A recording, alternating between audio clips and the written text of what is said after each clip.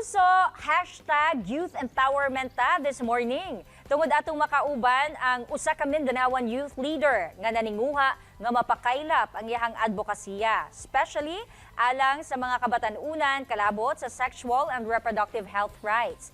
Atong i-welcome din sa atong with GMA Regional TV si Jericho Emphasis. Good morning, Jericho. Kumusta ka? Okay lang, Miss Jan, no, maayong buntag Davaoenyo o sa itong mga kabatanunan. So, dagang salamat, Miss Jan, sa pag-invite sa Quadria sa At Home with GMA Regional TV.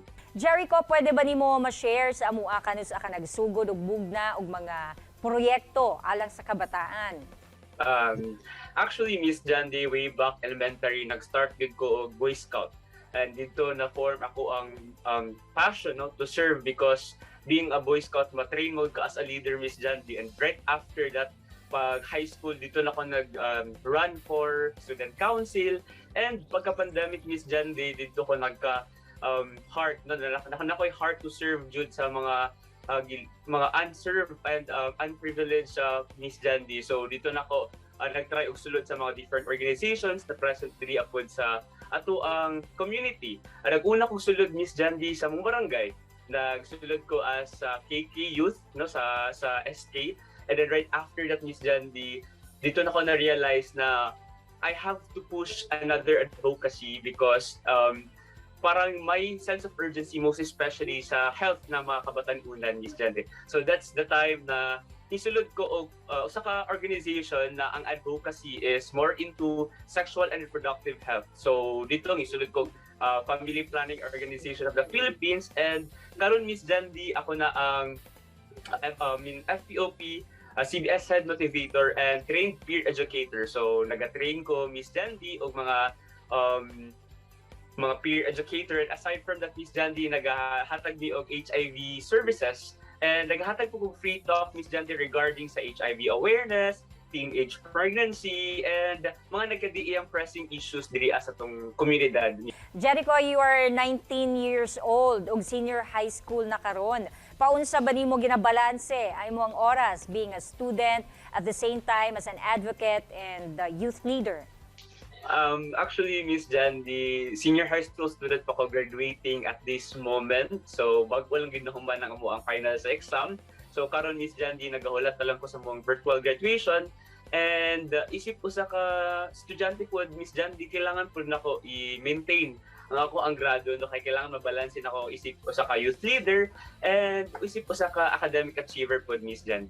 Nganong napili nimo nga tutukan ang advokasya nga dunay kalabutan sa sexual and reproductive health, Jericho?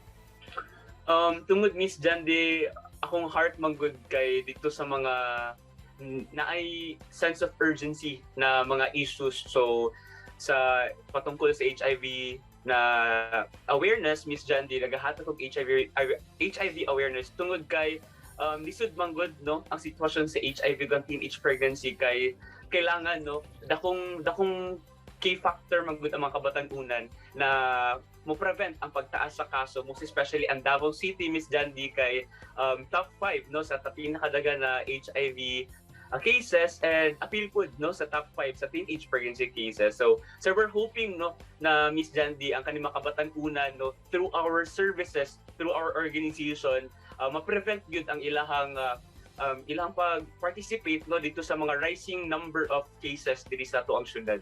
Unsa sa ba, Jericho, ang imuhang natun-an o na-realize sukad nga nahimo kang aktibo sa komunidad?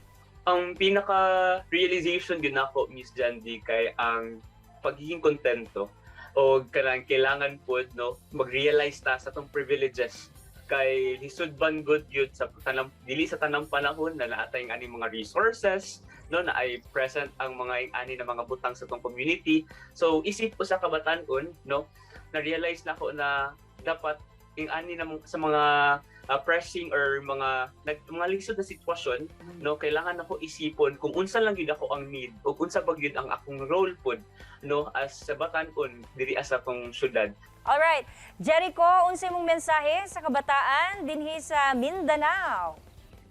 Ang ako lang mensahe sa inyo, take time and then you will realize na kung unsa pod ang inyong gusto when you explore, no. The best lesson yun or the best at kanang murag makatabang sa inyo ang experience, no?